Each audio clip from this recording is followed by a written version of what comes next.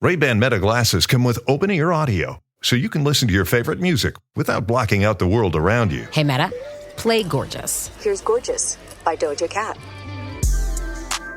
You can also ask Meta AI questions. Hey Meta, when's Doja Cat's next concert? Doja Cat is playing at the Los Angeles Theater next Tuesday. Sweet. Ray-Ban Meta glasses, available at Ray-Ban stores and other authorized retailers. If we knew more about our sleep, what would we do differently? Would we go to bed at a consistent time or take steps to reduce interruptions to our sleep? With the all-new Sleep Score, Apple Watch measures your bedtime consistency, interruptions, and sleep duration. Then, every morning it combines these factors into an easy-to-understand score from 1 to 100. So you'll know how to take the quality of your sleep from good to excellent. Introducing the new Sleep Score on Apple Watch. iPhone 11 or later required. Roger, that's a rough guess right now, over.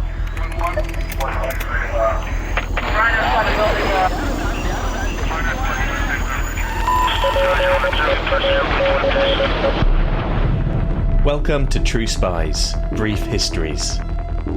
We're living through an era in which the impact of spies, subterfuge and covert influence is increasingly visible. We're bombarded with news about foreign interference, wartime propaganda and threats from cyberspace, and that's just for starters. But how did we get here? In these bonus minisodes, we'll explore the long history of spycraft. And with the help of our deep bench of espionage experts, we'll bring you up to speed on the past, present and possible future of this ancient profession. A good psychiatrist friend of mine once said, "Jim, you're nothing but a sociopath, but one within lanes." I'm Joe Foley, series producer for True Spies. And this is a brief history of Spychology.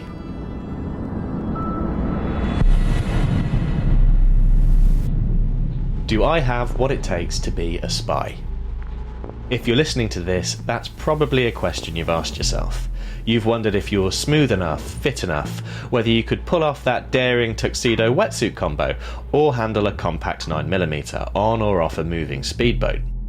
But here's the thing, none of that really matters. Spying is all in the mind. And as much as technology gives us new and exotic ways to gather and process intelligence, the human mind is the ultimate tool in your tradecraft arsenal. Psychology as we understand it is a relatively new field, but for centuries spies and spymasters have developed a keener understanding of the mind's inner workings than most. So in this brief history, we're going to put spycraft itself on the couch. If you know the enemy and know yourself, you need not fear the result of 100 battles. Not my words, but the words of the legendary Chinese general Sun Tzu in The Art of War. In that one line, written over 2,000 years ago, we learned that even then, psychological profiling was important. To score an advantage over the enemy, you need to know what they believe, what they fear, and what they'll risk. And that's true of the people working for you too. Sun Tzu lists 5 kinds of spy, each with their own psychological pressure points. So let's find out what they need and give them what they want. Having local spies means employing the services of the inhabitants of a district. Local spies, the so-called little people who work your enemy's land, clean their houses and polish their armour. Now this one's easy. They haven't got much money, and there's a decent chance that they can be persuaded to trade some information for a little more. Having inward spies, making use of officials of the enemy. Inward spies are trickier. They're higher up the totem pole, so they've got more to lose. Money's still an option, but it might not cut it. So think blackmail. Think of the petty envies that exist in any workplace. Perhaps one of these officials is looking to get their boss out of the way. Having converted spies, getting hold of the enemy's spies and using them for our own purposes. Okay, in this case, you hold all the cards. If you detect an enemy spy, you can feed him false information to take back to his paymasters. Or you can make him a better offer, bring him over to your side with a heavy purse of gold. And there's always a third option. It's the 5th century BCE, so an untimely end for this interloper is absolutely not off the table, and they know it. A mind is an awful thing to waste, especially when it's properly motivated. Having doomed spies, doing certain things openly for purposes of deception, and allowing our spies to know of them and report them to the enemy. A doomed spy is little more than a tool to manipulate your enemy with. Here's how it works. You feed your own spies, the ones that are most likely to have their cover blown, some fake intel, or let them see something that seems sensitive but isn't. Then, when they're captured and facing the torturer's special toy box, they'll tell your enemy everything they think they know, lulling them into a false sense of security. Bad for them, good for you, and a noble sacrifice. Surviving spies, finally, are those who bring back news from the enemy's camp. The surviving spy is your classic secret agent. He is cunning, handy in a fight, and trained especially for the purpose. So where's the psychology here? Well, it's simple. You treat them really, really well. These are the spies you can't afford to have turned against you. And when all 5 types are in play, no one can discover the secret system. This is called the divine manipulation of the threads. Sun Tzu cast the spymaster as a psychological puppeteer, pulling the strings of greed, loyalty, fear, and pride. We'd call it human intelligence, of a similar stripe to that handy old CIA acronym, MICE: money, ideology, coercion, ego. But in Sun Tzu's day, they called it godlike. The art of war also gives us an insight into another essential aspect of the spy's psyche. To deceive others, a spy must first deceive himself, must wear conviction like a mask until it becomes a part of his skin. You can still see that maxim in practice today. Think of the headlines you've read about Russian illegals living for decades in the West under assumed names, nearly indistinguishable from the natives. Sun Tzu would have approved, and in 16th century Italy there lived a man who would have appreciated their talents too. His name was Niccolò Machiavelli. By the early modern period, Italy was a patchwork of influential city-states. Keeping one of those going through force alone was difficult, bloody, and more to the point, expensive. The art of spycraft was still practiced among the tents and banners of the battlefield, sure, but it also played an important role in the corridors of the grand palazzos. Niccolò Machiavelli was a civil servant in the Republic of Florence. His most famous work, The Prince, was written around the year 1513. It's a matter-of-fact manual for the morally ambiguous statesman. He wrote it for a world in which espionage was becoming an ever more integral, institutional arm of statecraft. Machiavelli never actually uses the word spy in The Prince, but unsurprisingly, espionage wasn't a world he was unfamiliar with. As a younger man, he'd been sent by the Florentines to spy on Cesare Borgia, son of the Pope back when popes still had sons, under diplomatic cover. We have to assume that his experiences there and elsewhere gave him deep insights into the psychology of power, gaining it and keeping it, because that's what The Prince is all about. It's a grimly realist analysis of human nature and the political need to manipulate loyalties and appearances to one's own advantage. He understands that ambition, fear, and vanity are important predictors of behaviour, and that those predictions can be used to build an intelligence picture. But Machiavelli also talks about the need to create an emotional mask, a false persona, the one most pleasing to whoever it is that you need something from. He wrote, "Everyone sees what you appear to be. Few really know what you are." Words that will ring true with any spy, anytime. The measured word, the practiced expression, the little mannerisms and intricacies that make up a personality, these are all essential things to master when maintaining a cover. And that all starts in the mind. But as we all know, there's more to intelligence gathering than infiltrative spycraft. Back in the realm of military intelligence, the interrogation of prisoners can be a fertile source of secrets, and requires an advanced understanding of human psychology. This is Jason Momoa, and I'll be your finance professor today. Welcome to Banking Smarter 101 with Chime. Bam! First lesson, sign up for Chime and set up direct deposit. You'll be joining millions of members banking fee-free. Second lesson, get cash back on eligible purchases while building credit and a higher APY on your savings. That's how you bank smarter this season. Fa-la-la-la-la, class dismissed. Join Chime today. Chime is a financial technology company, not a bank. Banking services and a secure Chime Visa credit card provided by the Bancorp Bank N.A. or Stride Bank N.A. Members FDIC. Optional services and products may have fees or charges. Details at chime.com/feesinfo.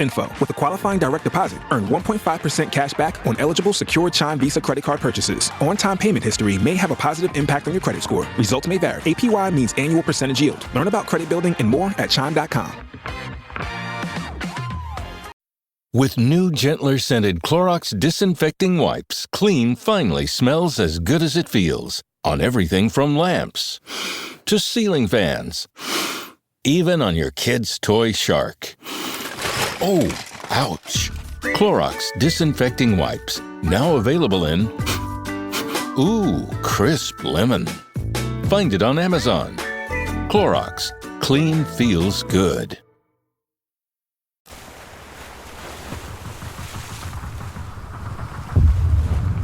On the 9th of June 1944, a terrified 22-year-old lands on the beaches of Normandy. His name is Guy Stern. But Guy is not your average GI. He was born in Germany, for a start. His family sent him to the USA as a teenager, when the Nazis began to persecute Jewish families like his. He'd hoped to be able to find a sponsor that would allow them to join him, but he knows how unlikely it is that he will ever see them again. Now he's back on European soil as part of a crack unit of US Army interrogators, nicknamed the Ritchie Boys, so called for the education they've received at Camp Ritchie, a secretive military intelligence installation in Maryland.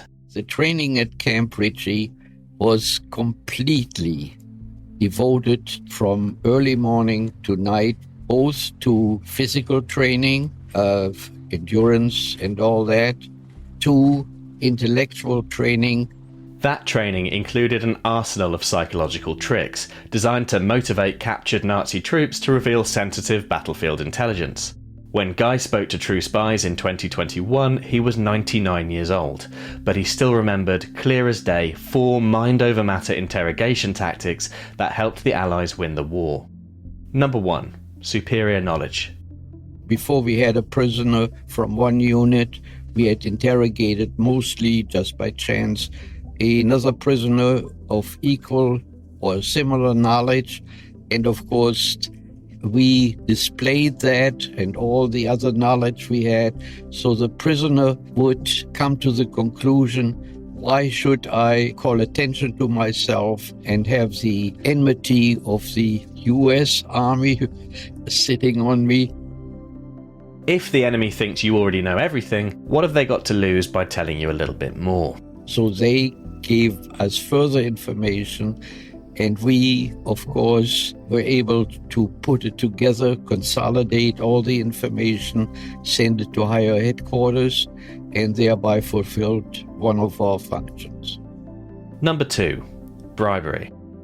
Supposing a prisoner came in and we knew that the supply lines of the Germans had broken down or been interrupted, then I would take out a can of whatever we were being fed, not really gourmet food, and casually eat out of that can.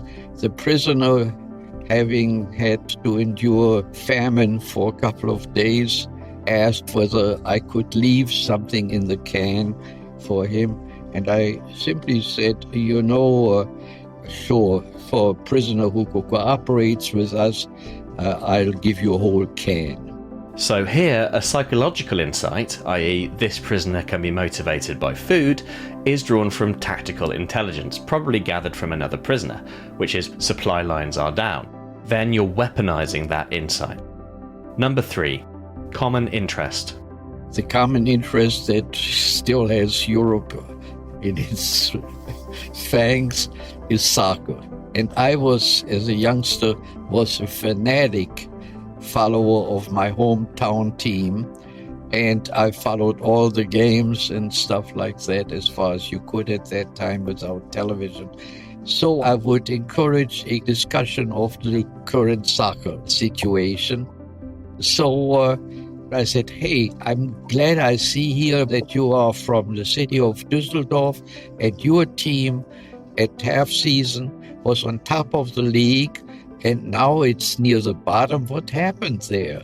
And then he would say, Janssen, the international defense star, was drafted and X was injured.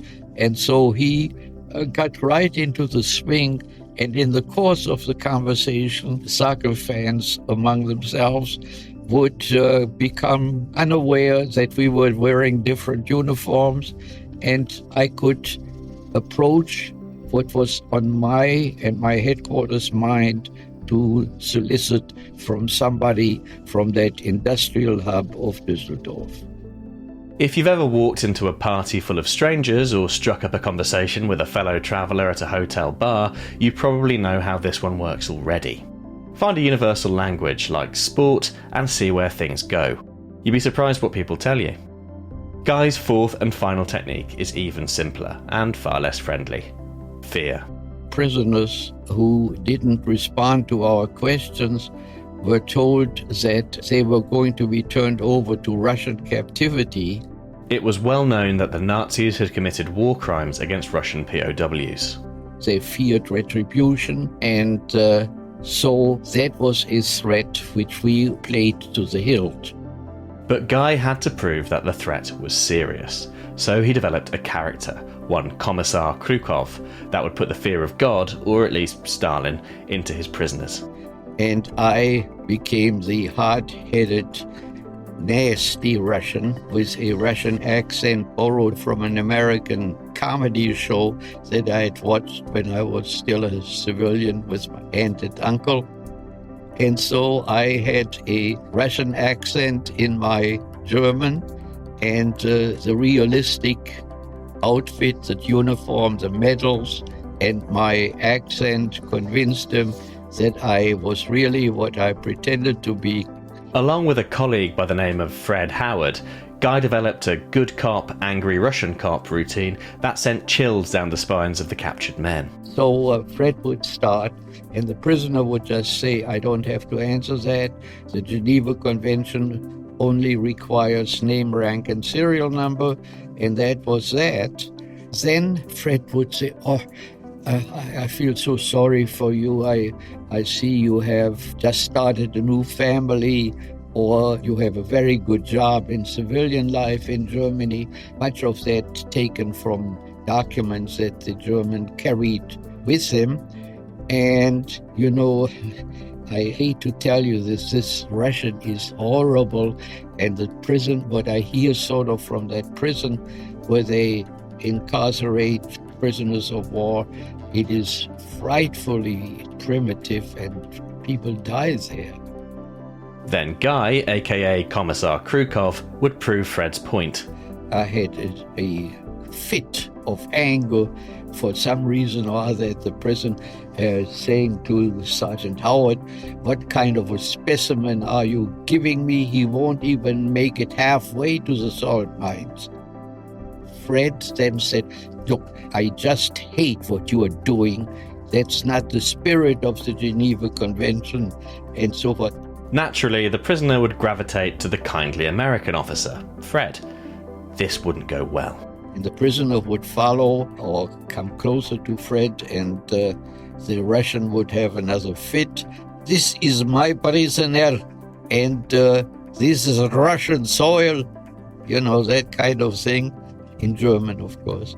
So Fred would say, look, give me some information, and I can tide us over. And of course, that's what became a very full-fledged interrogation that Freddy then staged. Getting intelligence out of prisoners of war calls for methods that ideally yield quick results. But off the battlefield, the relationship between a case handler and his agents is a longer and more subtle dance. Cultivating an intelligence source can take months or even years, and the management of that relationship requires a different set of psychological tools. In 2025, the True Spies debrief spoke to John Taylor. John's a former British Foreign Office official who, in his years since leaving His Majesty's Civil Service, has been consulted by foreign governments for his expertise in source handling. Debrief host Morgan Childs asked John to explain some of the psychological considerations he makes when it comes to the people he trains. You say that a successful handler combines the skills of a counselor, an actor, a journalist, and a salesman. And some of the techniques used by a handler just requires so much nuance and skill. I have to wonder if you think that they can be taught, or if those skills are somehow need to be innate in handlers as part of their character. I mean, I've been involved in recruitment, still am actually involved in recruitment and training of potential case officers and case officers. I think you do look for some basic traits, They've got to be comfortable with people. They've got to be fairly conscientious. I think they've also got to be quite stable, i.e. not neurotic. So you would choose the basics from that, but there's still an awful lot that case officers, case handlers need to learn. And what we do in the training is to help them change their behaviors.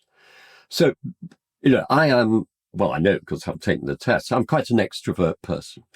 But when I'm meeting someone, and agents will come in all sorts of varieties, but if I detect and sense this person is an introvert, I'm not going to go to the Hard Rock Cafe, which is where I'd like to go. I'm going to go to some small bistro restaurant, some place where there's not loud music and we can hear each other and there's just the two of us, because that's how an introvert prefers his interactions to be. And therefore, that's what I'm going to change my behaviors. So, a good case officer is stable, comfortable with people, conscientious, and most importantly, teachable.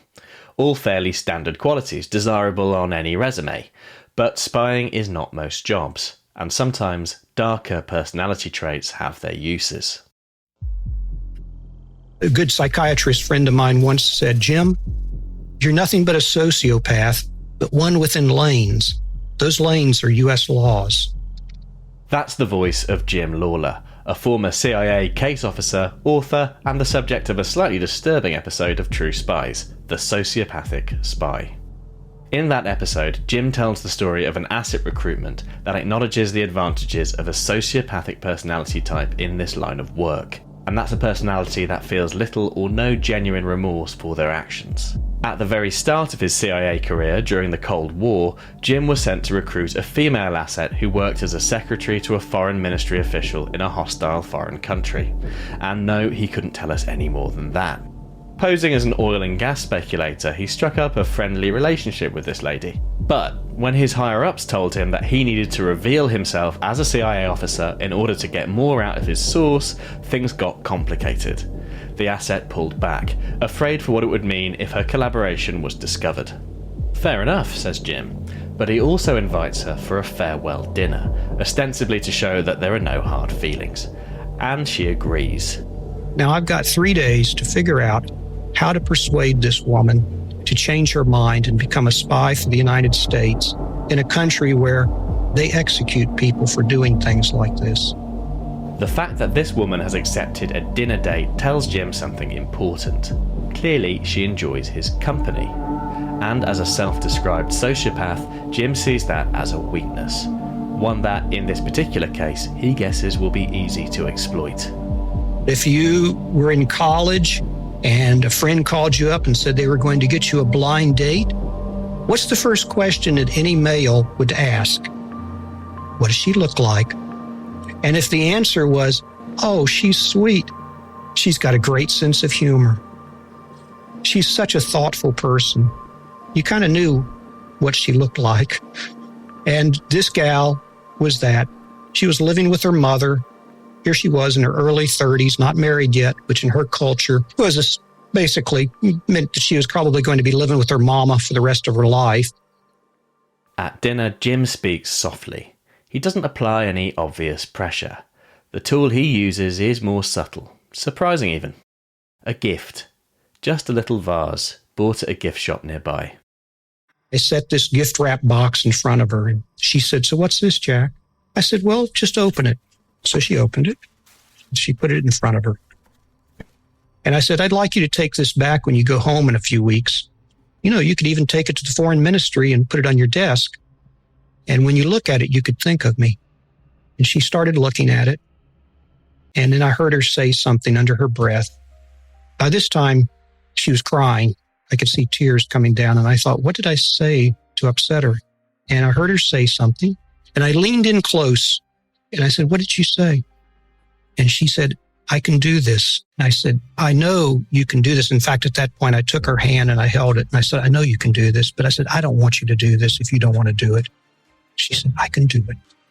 Boy, could she do it. Mission accomplished by any means necessary. Look, you should know that most spies aren't sociopaths. And Jim Lawler gives us a rare example of a sociopath that operated within the ethical boundaries set out by the agency he belonged to. Examples of so-called dark personality types are often found more readily in those who spy against their own country, something we'll explore in the next episode of Brief Histories, all about rogue and double agents. But for now, I'll leave you with this. A note from John Taylor on the importance of a psychological understanding of those who intelligence agencies pit themselves against, especially when those darker traits seem to be present. I'm a political international geopol analyst. I love the subject. I've been involved in it for over 50 years. It's great. But we always get it wrong. Particularly in the last 20 years. We've always, would Putin invade Ukraine? Which he's done twice. And each time we said, no, it just doesn't make any geopolitical sense. And it doesn't. So therefore, if we are using geopolitical analytical tools to judge what Putin will do, we're going to get it wrong time and again. So, given that he has absolute authority, nobody can tell Putin what to do. Nobody can do a check or a balance on Putin. Therefore, we need to understand his psychology. And then you look at his psychology, and primary amongst it is paranoia. And if you look at people with a paranoid personality disorder, then certain things become very, very clear. And that is that they feel threatened, and when they are threatened, they hit back. As we learned from Machiavelli, it's possible to predict future behaviour based on psychological analysis. At a time when global tensions are higher than they have been in decades, that's more important than ever. For better or worse, it's never been easier to build that kind of profile. Our digital footprints reveal our innermost thoughts, feelings, and pressure points. Your social media output says more about you than you might like, and even if you're careful, powerful spyware like Israel's Pegasus software can crack your phone or computer wide open. And it's not just what you think. Secretive information operations might be behind why you think it. As we learned in our first brief history, misinformation, disinformation, and propaganda are powerful tools of influence, shaping our psyches in ways that serve their authors. The key to understanding the world of secrets lays in understanding the mind, pulling apart what makes us tick, and dispassionately applying that knowledge to a broader picture of human nature. And if that sounds like too much hard work on your own, there's always therapy. I hope you've enjoyed this dip into the psychology behind espionage. For more insights into the mind of a spy, John Taylor's book, The Psychology of Spies and Spying, is a great place to start. And as always, if you want more episodes of True Spies a week early and ad-free, be sure to subscribe to SPYSCAPE Plus. You'll also get access to exclusive bonus content like the Razumov Files, a modern retelling of Joseph Conrad's Under Western Eyes, and true crime caper The Great James Bond Car Robbery. Subscribe now at plus.spyscape.com.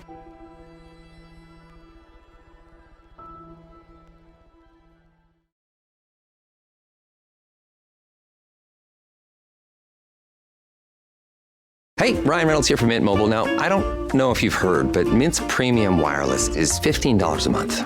But I'd like to offer one other perk. We have no stores. That means no small talk. Crazy weather we're having. No, it's not. It's just weather. It is an introvert's dream. Give it a try at mintmobile.com/switch.